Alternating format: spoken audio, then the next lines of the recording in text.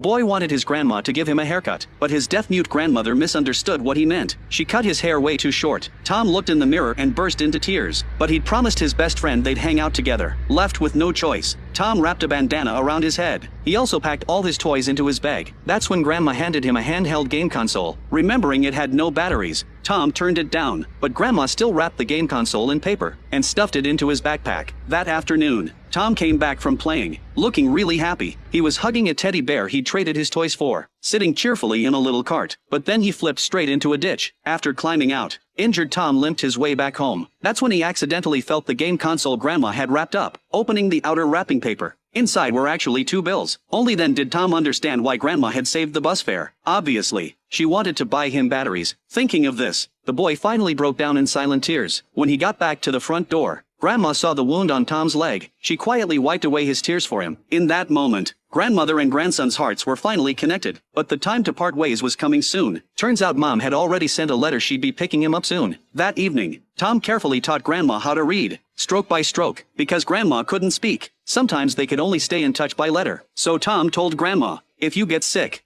just send a blank piece of paper. Then we'll know you're sick and we'll come right away." Tom cried as he gave these instructions. Grandma listened intently, wiping her tears and nodding. Before bed, Tom threaded needles for Grandma in advance, neatly sticking them in the pincushion. This was the last thing he could do for Grandma. Early the next morning, Tom had to leave. He felt too awkward to say goodbye to Grandma. It wasn't until he got in the car that through the window, he mimicked the gesture Grandma always made to him, silently expressing his regret. The car slowly pulled away. Tom's gaze pierced through the window. All he could see was Grandma's bent figure, walking away, getting smaller and smaller.